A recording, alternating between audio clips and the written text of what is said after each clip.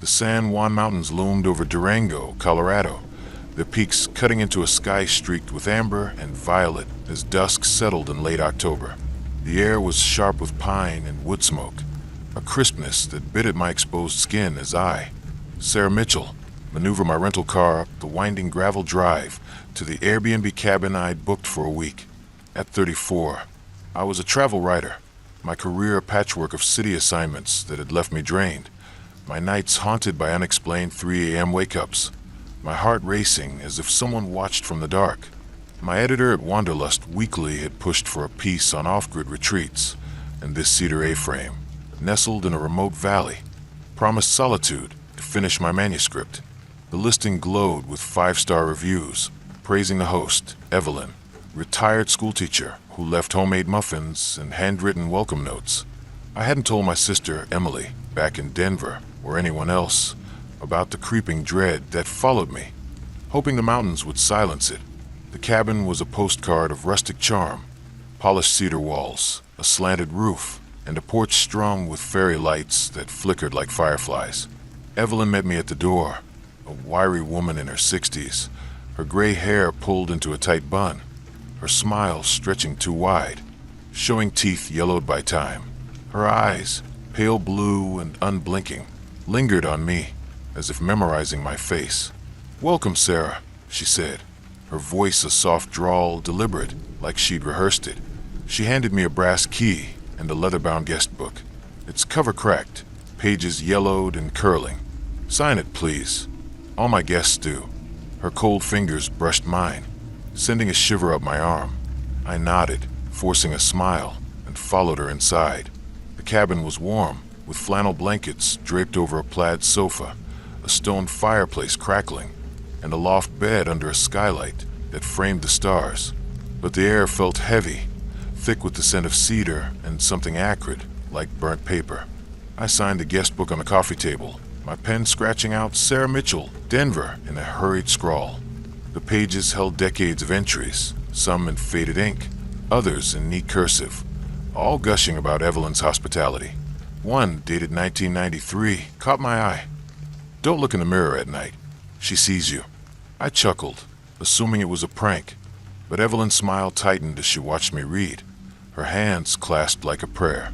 "Dinner's in the fridge," she said, then left, her boots crunching on gravel, fading into the night.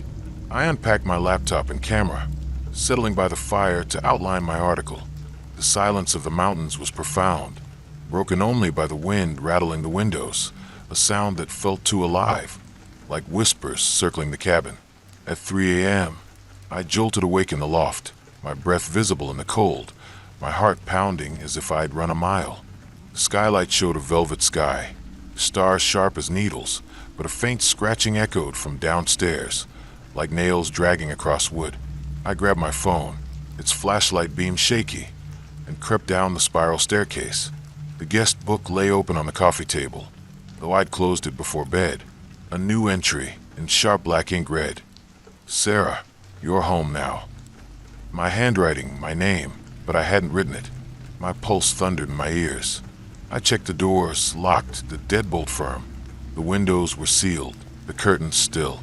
The scratching stopped, replaced by a whisper, soft and layered, like voices overlapping in a choir.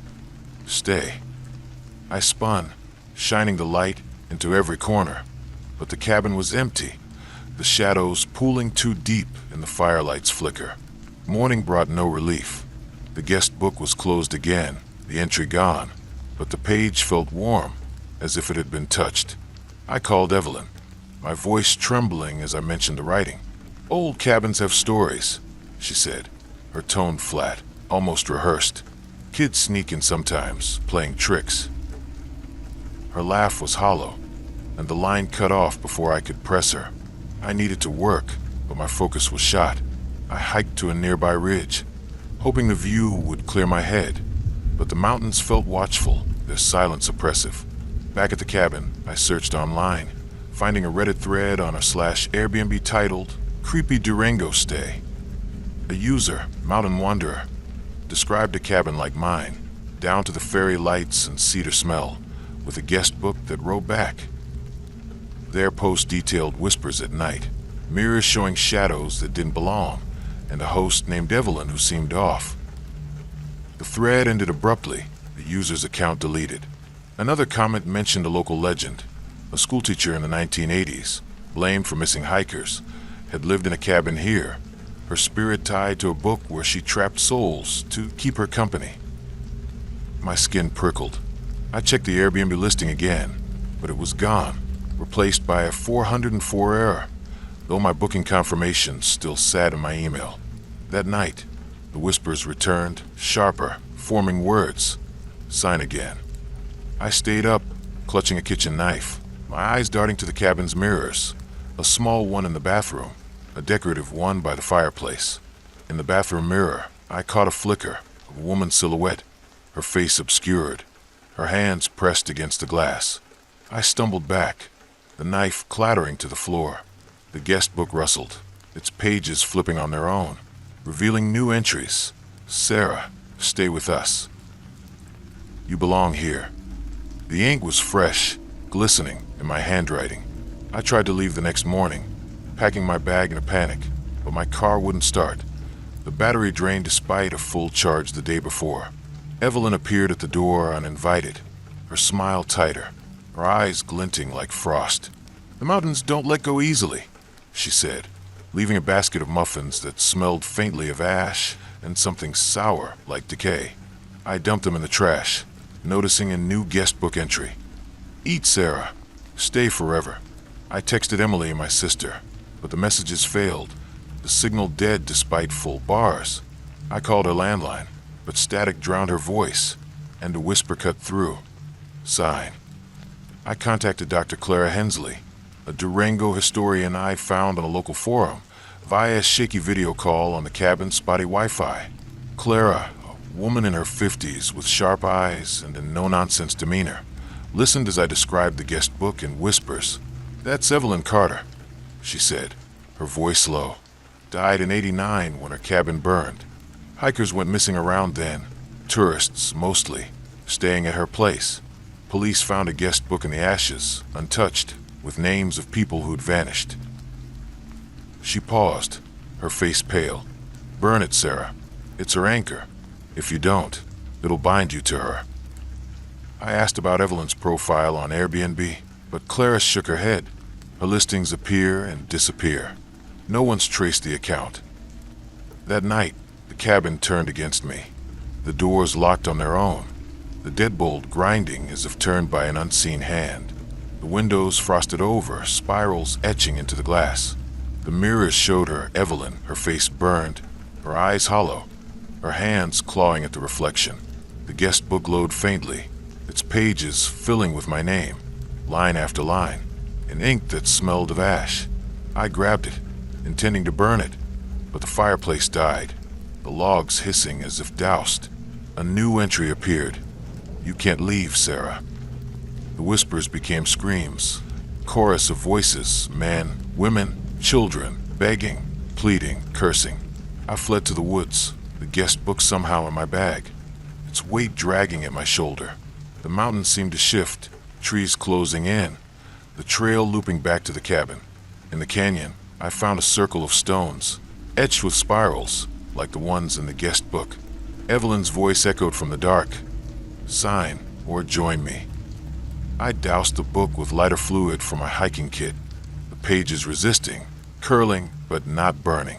Her scream shook the earth, the air thick with ash, as the book finally caught fire. I ran, the cabin blazing behind me, the flames unnatural, tinged green. Back in Denver, I thought I was free, but a photo I'd taken of the guest book developed with my name, repeated endlessly, inked in shadow.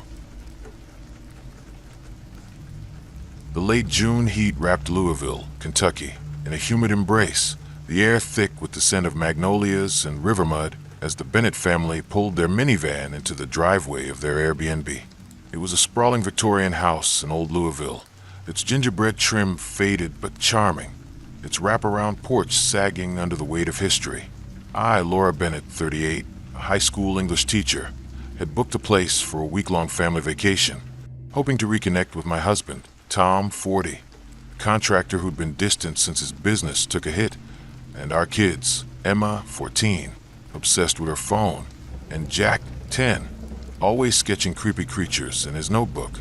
The listing promised historic elegance and a welcoming host, Mr. Clarence Whitaker, retired antiques dealer. Reviews gushed about the house's charm, though one, buried deep, warned, "Check the basement. Something's not right." I dismissed it as a disgruntled guest's gripe, eager to escape the strain of our Denver suburb life. Clarence met us at the door, a stooped man in his 70s with a waxed mustache and eyes like polished glass, his suit pristine despite the heat. "Welcome, Bennett's," he said, his voice a low purr, handing me a skeleton key that felt too heavy. "Treat the house like your own, but mind the rules. No smoking, no pets, and stay out of the basement." His smile was tight, his gaze lingering on Jack, who clutched his sketchbook, oblivious. The house was stunning, polished oak floors, stained glass windows, and antique furniture that smelled of wax and age. But the air was heavy, like a held breath. Emma rolled her eyes, already texting, while Tom muttered about needing a beer. I ignored the unease prickling my spine and unpacked, sitting up in the master bedroom with its four-poster bed and velvet drapes. That night, I woke at 2:47 a.m. to a faint thump, rhythmic and deliberate, coming from below the floor. The house was silent otherwise, the kids asleep in their rooms, Tom snoring beside me. I crept downstairs, my phone's flashlight casting jagged shadows on the wallpaper, which was embossed with faint spirals that seemed to shift in the light. The sound led to the staircase, where a small door, barely 3 feet high, was tucked beneath the steps, its wood scarred and locked with a rusted padlock. The thumping stopped as I approached, replaced by a whisper, soft and urgent. "Open it." My heart pounded. I checked the Airbnb rules on my phone. Clarence's note about the basement glared back. I returned to bed, but sleep didn't come, the whispers echoing in my mind. The next morning, Jack showed me his sketchbook, his face pale. He'd drawn the staircase door, spirals curling from it like smoke, with a figure inside, a shadow with no face, its hands pressed against the wood. "I heard it last night," he said, his voice small. It said my name. Emma scoffed, but her eyes darted to the stairs. Tom, hungover from bourbon he'd found in the pantry, dismissed it as kid stuff, but I noticed him glancing at the door too. I texted Clarence about the noises, but he replied instantly. "Old houses creak. Stay out of the basement." His tone was sharp, final. I searched online, finding a Reddit thread on r/Airbnb about a Louisville Victorian with haunted basement. A user, Riverat92, described hearing whispers and finding a locked door under the stairs. Their stay cut short when their kid vanished for hours, reappearing with no memory. The post ended abruptly, the account gone. The thumping returned nightly, always at 2:47 a.m., now joined by scratches, like nails clawing wood. Emma started sleepwalking, standing by the staircase door, muttering, "It's waiting." Jack's sketches grew darker, spiral-eyed figures. The door cracked open, shadows spilling out. I found a note slipped under our bedroom door, in spidery handwriting. "The house needs you, Laura." It wasn't Clarence's script, and he claimed no knowledge when I called, his voice colder now. I tried to leave, but the minivan's tires were slashed, the street empty of neighbors. Clarence appeared uninvited, his mustache twitching. "The house likes you," he said, eyeing Jack. "Stay the week." His smile was a blade. I contacted local historian, Dr. Evelyn Marsh, via email, sharing Jack's drawings and the note. She met us at a coffee shop, her face grim as she studied the sketches. "This house belonged to the Whitakers in the 1890s, she said. Clarence's great-uncle, Silas, was an occultist, obsessed with binding spirits to objects. He built a room under the stairs to trap something, a presence tied to the Ohio River's old magic. Guests disappeared, always families." She showed us a 1901 newspaper clipping about a family vanishing, their belongings left behind, a spiral carved into the basement door. "If you've heard it, it's marked you," she warned. "Find the room and destroy its anchor." That night, The house fought back. The staircase door was ajar, the padlock gone, revealing a stone stairwell descending into darkness. The whispers became voices, Jack's, Emma's mind begging, "Come inside." I locked the kids in their rooms, but the doors unlocked, and they followed me, their eyes glassy. Tom, sober now, grabbed a crowbar from his toolkit. We descended, the air thick with river mud and decay, the walls etched with spirals that pulsed like veins. The room beneath was small, its floor a mosaic of bones, a brass mirror in the center reflecting a shadow with no source, tall, faceless, its hands reaching. Clarence appeared, his eyes glowing, his voice layered. "The house keeps its family." Jack screamed, his sketchbook falling, pages showing the shadow consuming us. We fought to escape, the stairs twisting, the walls closing in. Tom smashed the mirror, the shadow shrieking, but Clarence laughed, his form flickering. I found a hidden panel, revealing a child's shoe, etched with spirals, radiating heat. I burned it with a lighter, the flames unnatural, the voices fading. We fled as the house shook, the staircase collapsing. Back in Denver, Jack stopped sketching, but Emma hummed a tune from the whispers, and I found a spiral scratched under our bed. The August heat in Charleston, South Carolina, was a living thing, thick with the scent of salt, jasmine, and the faint rot of the marshes that edged the city.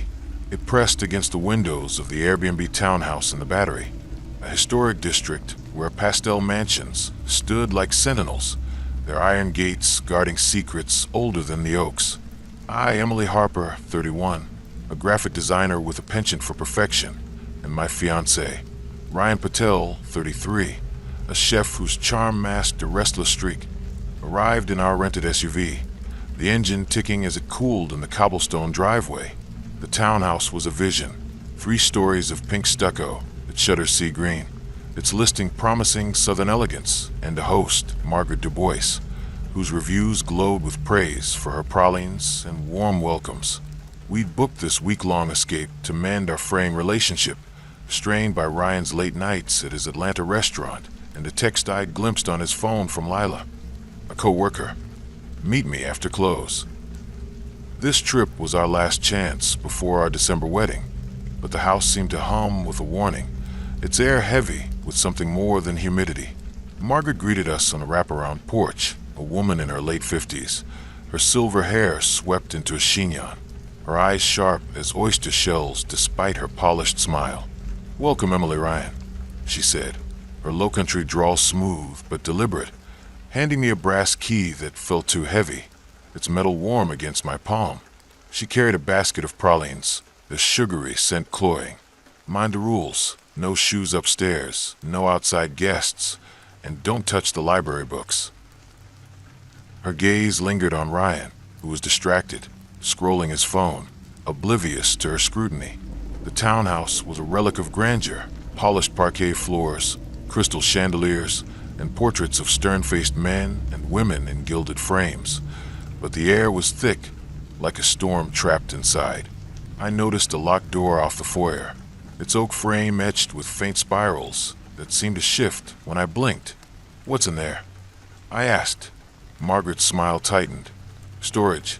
Off limits." She left, her heels clicking on the cobblestones, her shadow long in the dusk. We settled in, Ryan claiming the master bedroom's four-poster bed, its velvet drapes heavy with dust, while I unpacked my sketchbook, hoping to design a new logo between fights. That night, I woke at 3:13 a.m., my heart hammering, the room stifling despite the ceiling fan's lazy whirl. A faint scratching came from downstairs, like quill on paper, rhythmic and deliberate. Ryan snored beside me, his phone glowing with a new text from Lila. "Miss you." I swallowed my anger and crept to the parlor, my phone's flashlight casting jagged shadows on the wallpaper, its floral pattern laced with spirals that weren't there in daylight. The sound led to the library, a small room with leather-bound books and a mahogany desk. The door, locked earlier, was ajar. On the desk lay a diary, its cover cracked, pages yellowed but the ink fresh. An entry dated today read, Emily and Ryan, so trusting. They'll learn to share. My name, his, in spidery handwriting, not mine. My breath caught. I flipped back, finding entries for past guests, couples, always couples, their names paired with cryptic notes. Betrayed her, 2019. Lied to him, 2022. Chose wrong, 2024. My hand shook as I woke Ryan, showing him the diary. He rubbed his eyes, his jaw tight. Margaret's weird joke, he muttered, but his gaze darted to his phone, another text buzzing. The next night, the scratching returned louder, joined by whispers. Tell her. I found the diary open again, a new entry. Emily, he's not yours. Ryan's phone was locked, his passcode changed, and when I asked, he snapped. Stop snooping. The house seemed to listen, the chandelier flickering, the portrait's eyes glinting as if alive. I searched her/Airbnb on my laptop, finding a thread about a Charleston townhouse with a cursed diary. A user, Palmetto Ghost, described a stay where the diary predicted their fights, their partner cheating after finding notes in the same script. It feeds on your secrets, they wrote, their account deleted. Another post mentioned the Dubois family, who owned the house in the 1880s. Celeste Dubois killed her husband after his affair, then herself. Her diary rumored to trap guests in her cycle of betrayal. My stomach churned. I checked Ryan's wallet, finding a note in the same spidery script. Leave her, Ryan. He denied writing it, his voice sharp, accusing me of paranoia. I emailed Dr. Lila Henshaw, Charleston folklorist, attaching photos of the diary's pages. She met us at a King Street cafe, her face pale as she studied the images. This is the Dubois house, she said, her voice low. Celeste's diary binds guests to her pain, forcing them to betray or be taken. It's tied to the house's foundation, a mirror she used in rituals. She showed us an 1887 newspaper, clipping about the murder-suicide, noting a spiral-carved mirror found in the basement. Burn the diary, she urged. Break the cycle. That night, the locked foyer door was open, revealing a stone staircase to a basement, the air thick with mildew and blood. I descended alone, Ryan refusing, his eyes guilty. The basement held a cracked mirror, its frame etched with spirals, my reflection wrong, smiling when I didn't, its eyes black voids. The diary was there, open. Choose, Emily. Him or us. The stairs looped, trapping me until dawn, whispers chanting my name. The house grew hostile, locking us in, windows sealing, the air pulsing with choose. Ryan confessed he'd slept with Lila months ago, before the trip. The diary glowed, a new entry, he's ours. Margaret appeared, her eyes voids, her voice Celeste's. Stay, Emily. We fought to the basement, the mirror showing Celeste's face, pulling Ryan in. I burned the diary, the flame screaming, and we fled as the house shook, spirals fading. In Atlanta, Ryan left me, and my mirror reflected a shadow, whispering my name. The high desert of Taos, New Mexico, stretched beneath the September sky, so vast it felt like a void, its stars pulsing with an unnatural clarity that made my chest tighten. I, Daniel Ortiz, 35, a novelist teetering on the brink of failure, guided my battered sedan up a rutted dirt road to the Airbnb casita I'd booked for a month-long writing retreat. The adobe structure, squat and ochre, hugged the base of the Sangre de Cristo Mountains, its listing promising secluded inspiration, and a host, Rosa Velasquez, whose reviews glowed with praise for her herbal teas and curated local art.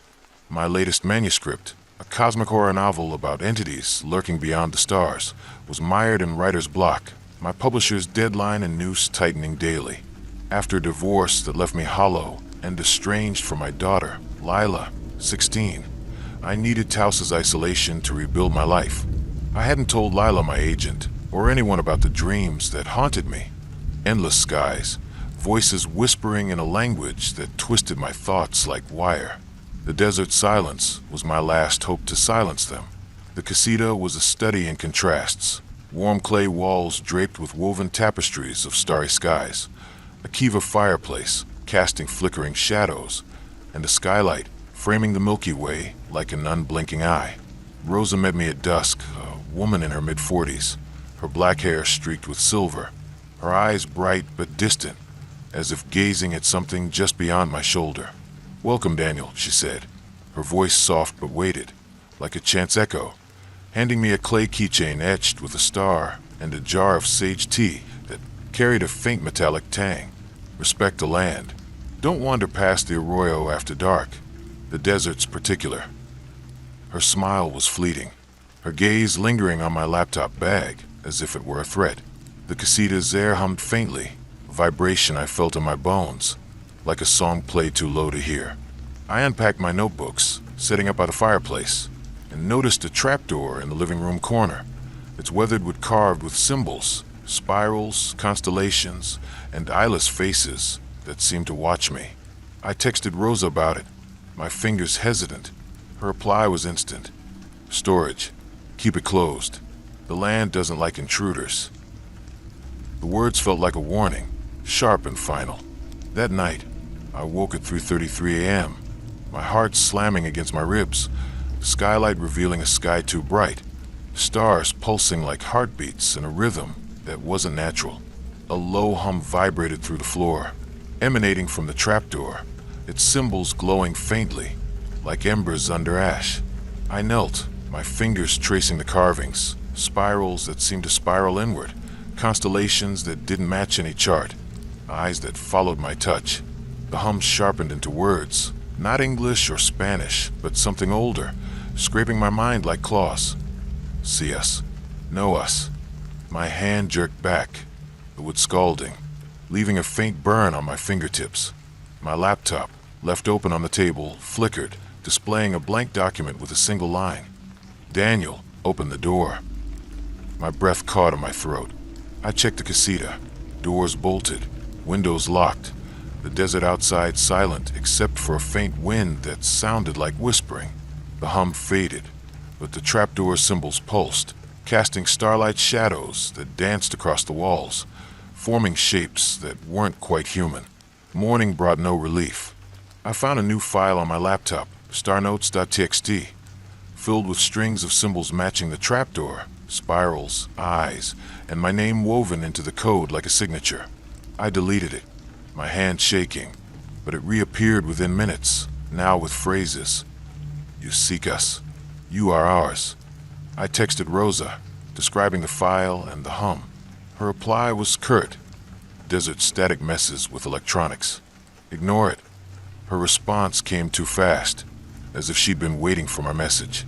I needed to clear my head, so I hiked to the arroyo, the desert's vastness pressing against me like a physical weight.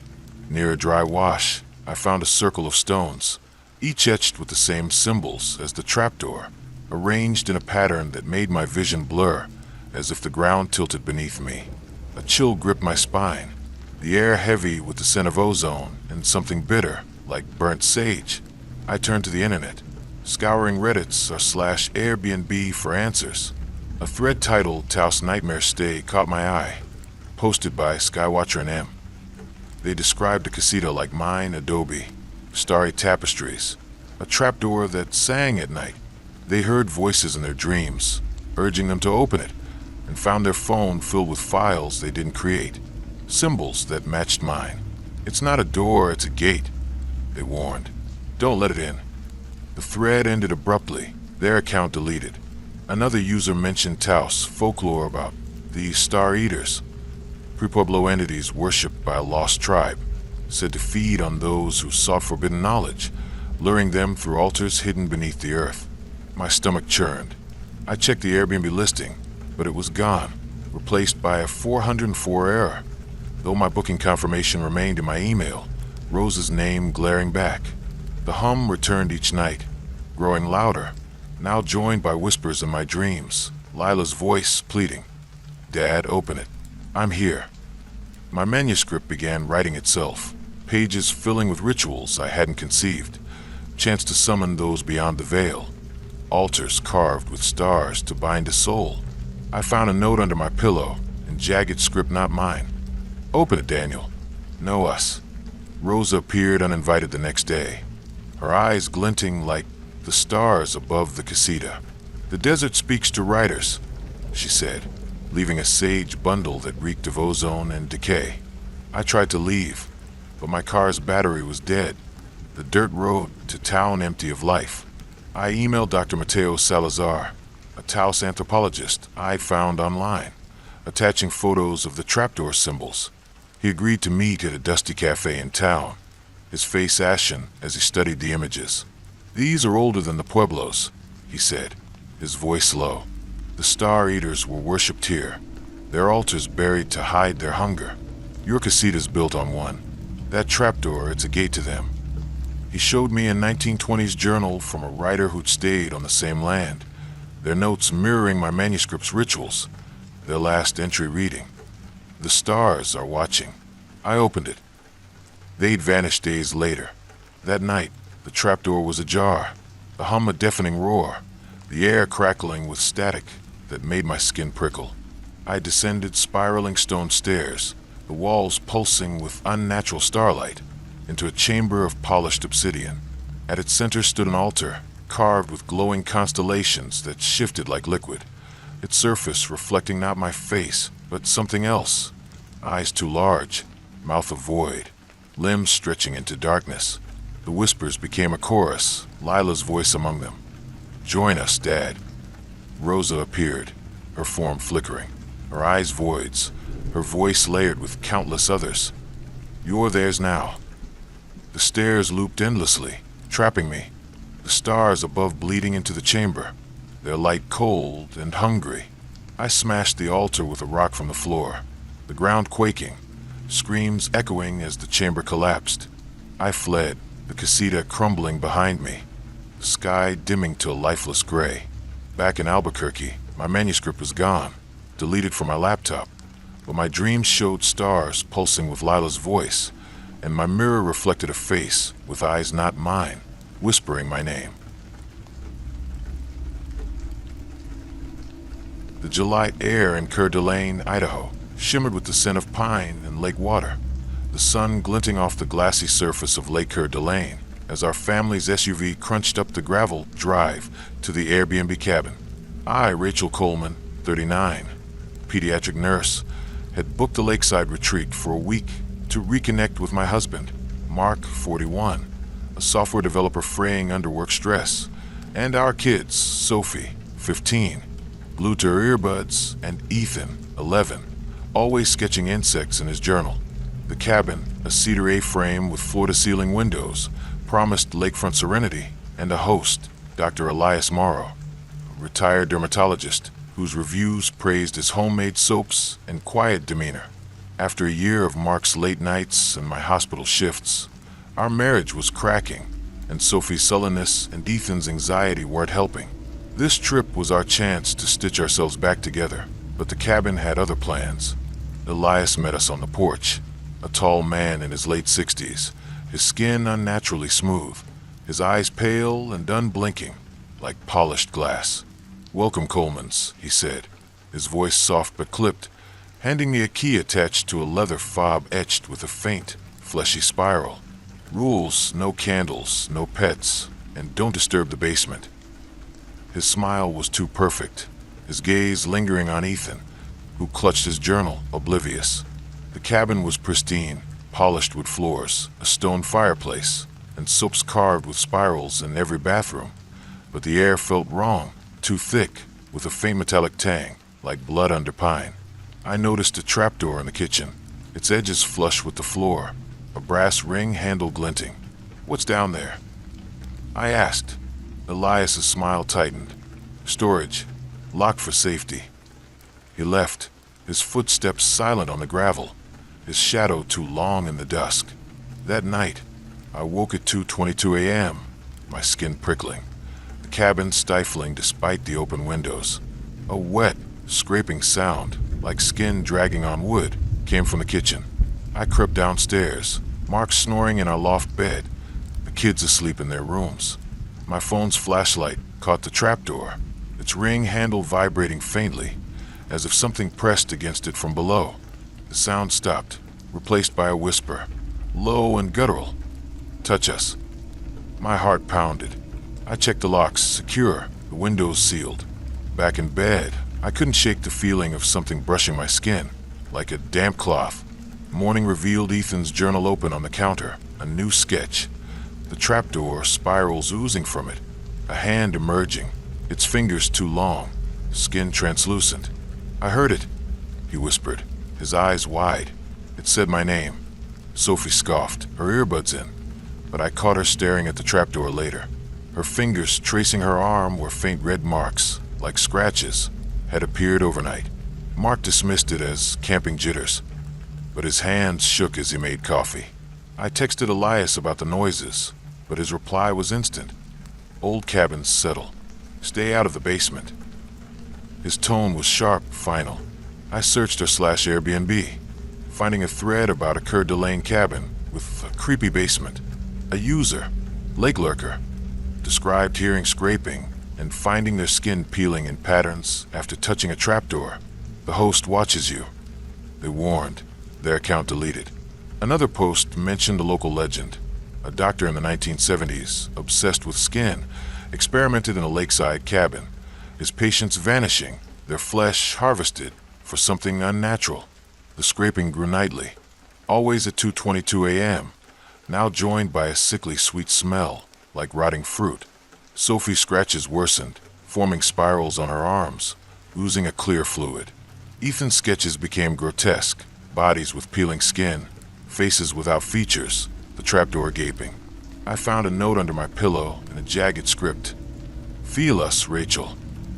Mark's skin began flaking, his fingers brushing off dust that shimmered like scales. I tried to leave, but our SUV's tires were slashed, the lake road empty. Elias appeared uninvited, his skin gleaming, offering soaps that burned my hands. "The lake heals," he said, eyeing Sophie's arms. "Stay."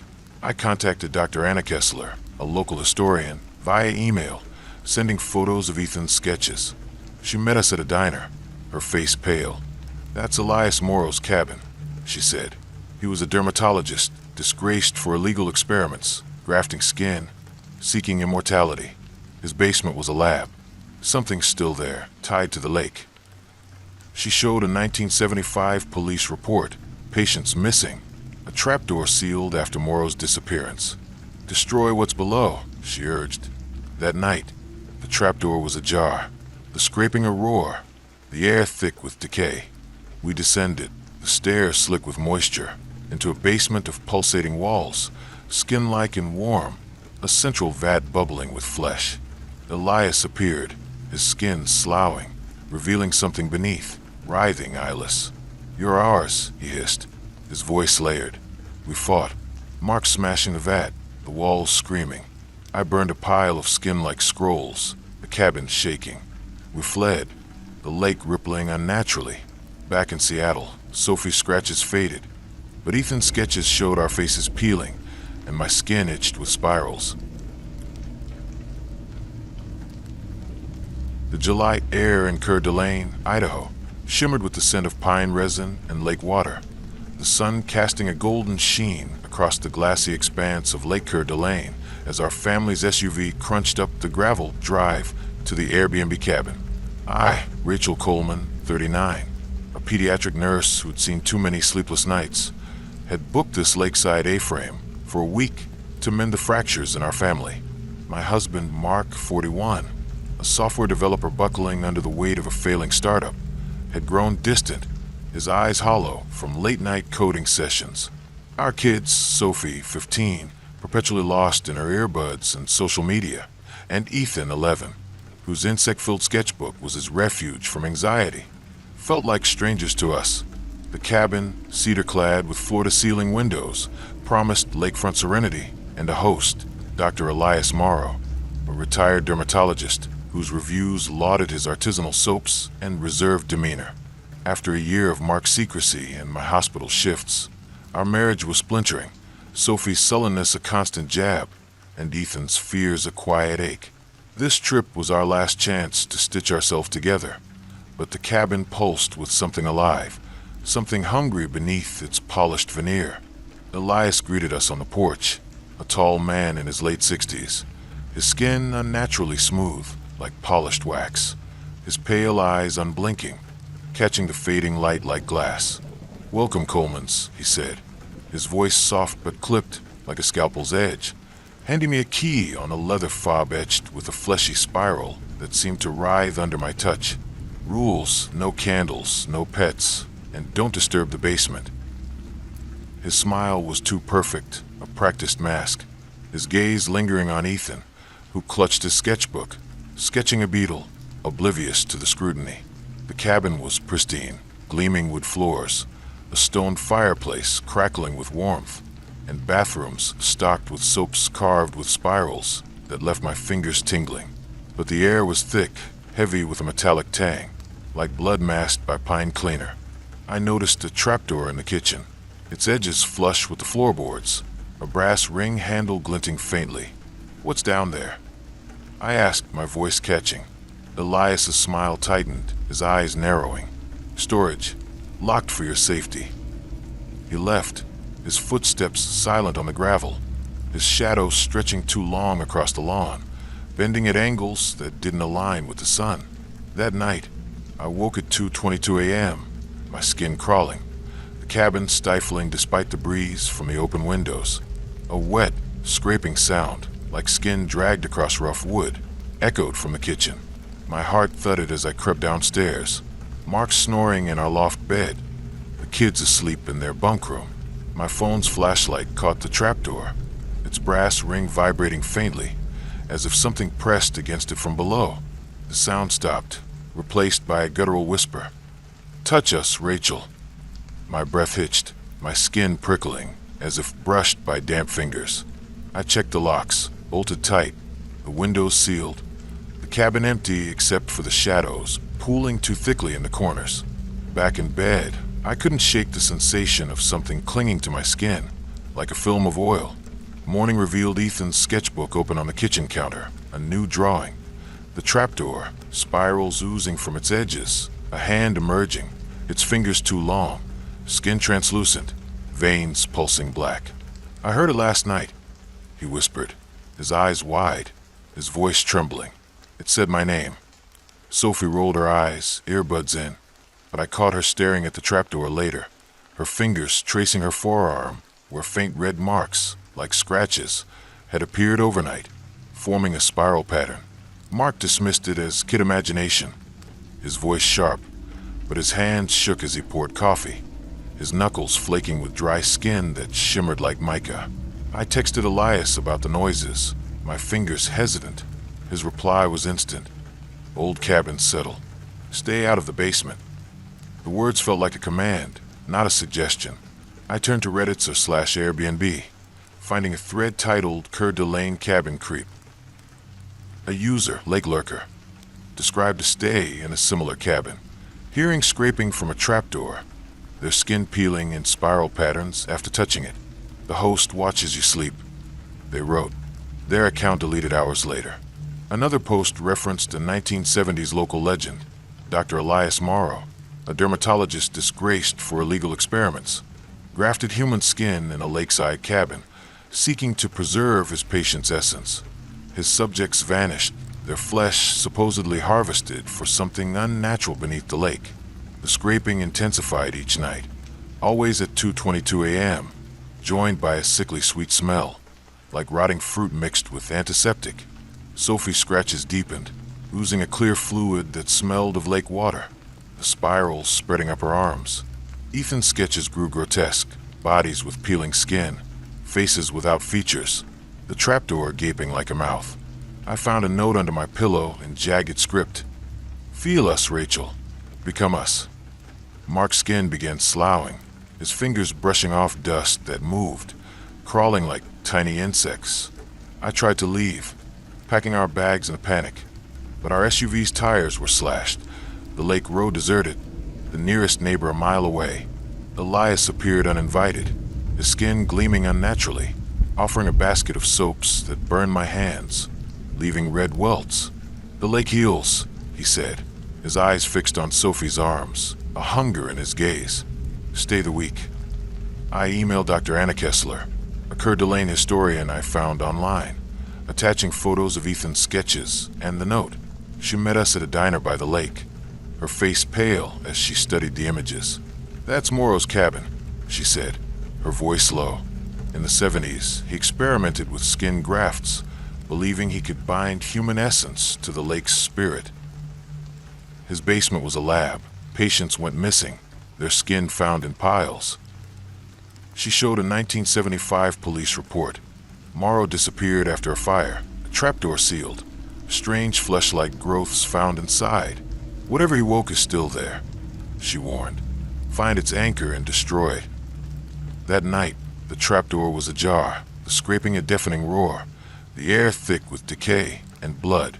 We descended slick stone stairs, the walls pulsating like living tissue, warm and wet. In the basement, a vat bubbled with flesh, skinless forms writhing inside, their eyes empty. Elias appeared, his skin sloughing to reveal something beneath, eyeless, writhing, a mass of flesh and bone. "You're ours," he hissed, his voice a chorus. Mark smashed the vat with a crowbar, the walls screaming, fluid flooding the floor. I burned a pile of skin like scrolls etched with spirals, the cabin shaking, flames unnatural and green. We fled as the lake rippled, waves forming spirals that glowed under the moon. Back in Seattle, Sophie's scratches faded, but Ethan's sketches show. The November wind howled off Lake Superior, carrying the bite of ice and the faint moan of something older, something alive in the dark waters that lapped at Duluth's rocky shore. I, Clara Voss, 42, a mystery novelist whose career had stagnated after a string of flops, drove my rented hatchback up a winding, snow-dusted road to the Airbnb I'd booked for a 2-week retreat. The Victorian manor, perched on a cliff overlooking the lake, was a Gothic relic, gray stone, gabled roofs, and gargoyles leering from the eaves, its listing promising solitude and inspiration, and a host, Agnes Lindstrom, a retired librarian whose reviews praised her homemade lingonberry jam and quiet demeanor.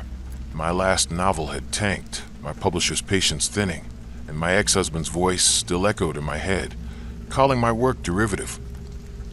I needed this isolation to finish a new manuscript, a Gothic thriller about a haunted house. I hadn't told my sister, Nora, back in Chicago, about the nightmares that woke me at 4:04 a.m., walls whispering my name in a voice not mine. I hoped Duluth's stark beauty would silence them. The manor loomed against the slate-gray sky, its windows dark, the air heavy with the scent of wet stone and pine. Agnes greeted me at the door, a frail woman in her 70s, her white hair pinned tightly, her eyes pale as the lake's ice, her smile thin and brittle. "Welcome, Clara," she said, her voice a whisper, handing me a skeleton key etched with a spiral that felt cold, almost damp, against my palm. "Rules: no open flames, no guests, and stay out of the attic." Her gaze lingered, as if reading me, her fingers brushing mine like frost. The manor's interior was a labyrinth of oak paneling, threadbare rugs, and chandeliers flickering with weak light. The air was heavy, thick with dust and a faint, sour tang, like old paper gone to rot. I noticed a narrow staircase in the hallway, leading up to a locked attic door, its wood scarred with faint, spiraled scratches. "What's up there?" I asked. Agnes's smile vanished. "Storage, locked for your safety." She left, her shawl trailing like a shadow, her footsteps swallowed by the wind's howl. That night, I woke at 4:04 a.m., my heart pounding, the room frigid despite the radiator's hiss. A faint tapping echoed through the walls, rhythmic, like fingers drumming on wood, coming from the attic above. I crept to the hallway, my phone's flashlight trembling, the beam catching the attic door, its scratches glowing faintly, as if freshly carved. The tapping stopped, replaced by a whisper, soft and layered, like voices overlapping. "Clara, come closer." My breath caught. I checked the manor's locks, bolted, the windows frosted over, the house silent except for the lake's distant roar. Back in my room, I found my notebook open, A new page scrawled with my handwriting. "Open the door, Clara." I hadn't written it. My skin prickled, the air heavy with the sense of being watched. Morning brought no relief. The notebook's page was blank again, but the paper felt warm, as if touched. I texted Agnes about the noises, my fingers hesitant. Her reply was instant. "Old houses creak. Stay out of the attic." Her tone was sharp, a warning. I tried to write, but my laptop froze, displaying a single line. "She's waiting." I hiked to the cliff's edge, the lake's waves crashing below, hoping to clear my mind, but found a pile of stones by the path, each etched with spirals matching the attic door. On Reddit/Airbnb, a thread titled "Duluth Manor Haunt" described a stay in a similar house, with tapping from the attic and notes appearing in guests' handwriting. The user, North Shore Wraith, warned, "Don't open the attic. She's trapped there." Their account was deleted. Another post mentioned a 19th century librarian, Agnes Lindstrom's ancestor, who vanished after locking herself in her manor's attic, rumored to have bound her spirit to the house to guard its secrets. The tapping grew nightly, always at 4:04 a.m., joined by whispers chanting my name. My nightmares intensified, walls closing in, a woman's shadow with hollow eyes reaching for me. I found a note under my pillow, in my handwriting. "Clara, she needs you." My skin felt foreign, as if something moved beneath it, and my reflection in the manor's mirrors flickered, showing a figure behind me, pale, eyeless. Her hands spiraled with scars. I tried to leave, but my car's engine sputtered, the battery drained, the road to Duluth empty. Agnes appeared uninvited, her eyes glinting like ice. "The lake keeps its own," she said, leaving a jar of jam that smelled of decay. I emailed Dr. Helen Voss, a Duluth historian, no relation, sending photos of the spiral stones. She met me at a coffee shop, her face grim. "That's the Lindstrom Manor," she said.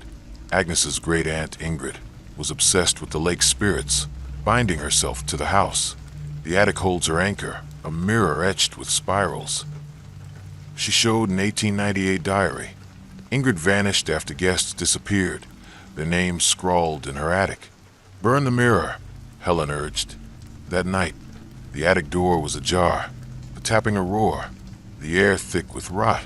I ascended, the stairs creaking, into a room of cobwebs and a cracked mirror, its spirals glowing. My reflection showed Ingrid's face, her voice whispering, "Stay with me." Agnes appeared, her form flickering, her voice layered. "You're hers now." The stairs vanished, trapping me. I smashed the mirror, the manor shaking, screams echoing. I fled as the house groaned, the lake's waves roaring. In Chicago, my nightmares persisted, my mirrors reflecting spirals, whispering my name. The October dusk in St. Louis, Missouri, draped the city in a haze of amber and shadow, the Mississippi River's breath carrying the scent of silt and decay. I, Olivia Grant, 37, a freelance journalist, and my partner, Nathan Brooks, 39, a graphic designer, pulled our rented sedan into the driveway of an Airbnb townhouse in Lafayette Square, a neighborhood of Victorian row houses with iron fences and secrets. The townhouse, a narrow 3-story brick with arched windows and a turret, promised historic charm, and a host, Beatrice Klein, a retired art curator whose reviews glowed with praise for her curated decor and homemade cider. Our relationship was fraying, my late-night deadlines clashing with Nathan's creative slumps, a recent argument over moving in together still raw. We'd booked this week-long getaway to reset, to find solid ground before deciding our future. I hadn't told my best friend, Mia, back in Kansas City, about the dreams that woke me at 5:55 a.m., where time seemed to loop, my reflection wrong, my voice not mine. I hoped St. Louis's vibrancy would anchor me. Beatrice greeted us at the door, a woman in her early 60s, her auburn hair swept into a loose bun, her eyes sharp and gray, like storm clouds. "Welcome, Olivia Nathan," she said, her voice smooth but oddly flat, handing me a brass key etched with a faint, twisting spiral. Rules: no rearranging furniture, no guests, and don't open the cellar door. Her smile was tight, her gaze lingering on Nathan, who was distracted, sketching the turret on his tablet.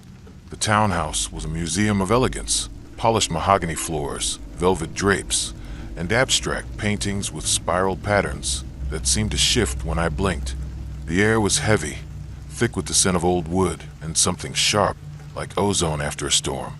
I noticed a cellar door in the kitchen, its frame carved with spirals, locked with a padlock that gleamed too brightly. "What's in the cellar?" I asked. Beatrice's smile vanished. "Storage. Off limits." She left, her scarf trailing like smoke, her footsteps fading too quickly. That night, I woke at 5:55 a.m., my heart racing. The room wrong, too large, the ceiling too high, the windows showing a street that wasn't Lafayette Square, but a mirrored version, buildings reversed. A faint ticking, like a metronome, came from the kitchen. I crept downstairs, Nathan asleep in our second-floor bedroom, my phone's flashlight catching the cellar door, its spirals glowing faintly, pulsing in time with the ticking. The sound stopped, replaced by a whisper, layered and distant. "Stay, Olivia." My skin prickled. I checked the locks, secure, the windows sealed, the house silent except for a hum that seemed to come from the walls themselves. Back in bed, I found my notebook open, a new entry in my handwriting. "You're already here." I hadn't written it. The air felt like it was watching, pressing against me. Morning brought disorientation. The notebook was blank again, but the pages felt warm, as if handled. Nathan complained of a headache, his sketches showing the townhouse's turret twisting into a spiral. I texted Beatrice about the noises, but her reply was instant. "Old houses shift. Stay out of the cellar." Her tone was sharp, almost angry. I tried to work, but my laptop glitched, displaying a looping video of us entering the townhouse, time-stamped yesterday, then an hour ago, then tomorrow. I searched her/Airbnb, finding a thread titled "St. Louis Time Warp Stay." A user, River Echo, described a townhouse where time looped, furniture rearranging itself, their partner forgetting their name. "The host knows," they wrote, their account deleted. Another post mentioned a 1920s curator, Beatrice's ancestor, who vanished in a Lafayette Square house, rumored to have tampered with time through occult art, trapping guests in a fractured reality. The ticking grew nightly, always at 5:55 a.m., joined by whispers chanting our names. Nathan started forgetting things: our anniversary, my favorite coffee, his sketches showing us in rooms that didn't exist, our faces blurred. I found a note under my pillow in my handwriting. "Olivia, you never left." My reflection in the townhouse's mirrors was wrong. My eyes too large, my movements delayed, like a video out of sync. I tried to leave, but our car was gone, the driveway empty, the street looping back to the townhouse. Beatrice appeared uninvited, her eyes glinting like mercury. "The house chooses its guests," she said, leaving a cider bottle that smelled of rust. I emailed Dr. Clara Hensley, a St. Louis historian, sending photos of Nathan's sketches. She met us at a cafe, her face grim. "That's the Klein house," she said. Beatrice's great-grandmother, Evelyn Klein, experimented with time, using a cellar mirror to trap moments. Guests vanished, their lives rewritten. She showed a 1923 journal. Evelyn disappeared, her cellar sealed, spirals carved into it. "Destroy the mirror," Clara urged. That night, the cellar door was open, the ticking a deafening pulse, the air thick with ozone. We descended, the stairs spiraling into a chamber of mirrored walls, each reflecting a different us, older, younger, screaming. A central mirror, etched with spirals, showed Beatrice's face, her voice a chorus. "You're ours." The house warped, rooms looping, time folding. Nathan forgot me, calling me stranger. I smashed the mirror, the chamber screaming, reality fracturing. We fled as the house dissolved, the street reappearing. In Kansas City, Nathan didn't recognize me, and my reflection showed a spiral in my eye, whispering my name.